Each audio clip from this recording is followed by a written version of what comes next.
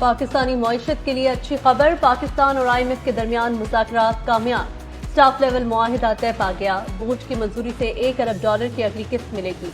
Climate financing का $1.3 अरब का मुआहिदा भी तय।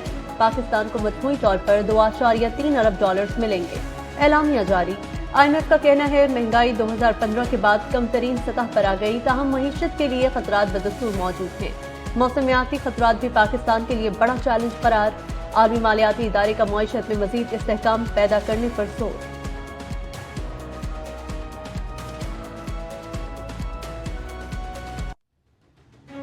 IMF प्रोग्राम पर सख्ती से अमल दरामद करेंगे। टैक्स सिस्टम, तवानाई के शोबे और सरकारी इदारों में इस्लाहात जारी रखेंगे। वज़ीर खजाना मोहम्मद औरंगजेब की मीडिया से गुफ्तगू। कहा, मुल्क को पैदावारी और बरामदी तरक्की की राह पर गामजन करने के लिए पुरअज़्म है।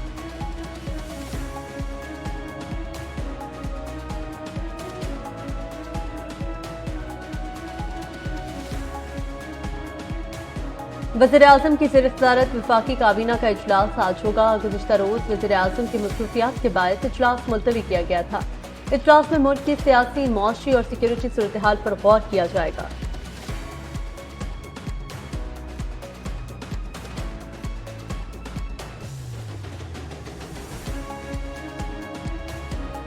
और बरतानिया में PIA समेत पाकिस्तानी एयरलाइंस पर पाबंदी खत्म न हो सकी। बरतानवी वजारत ट्रांसपोर्ट के मुताबिक पाकिस्तानी एयरलाइंस सेफ्टी लिस्ट में रहेंगी। एयरलाइंस से पाबंदी हटाने के लिए ठोस अमल से गुजरना होता है। पाकिस्तान और बरतानिया की सिविल एविएशन अथॉरिटीज राबते में हैं।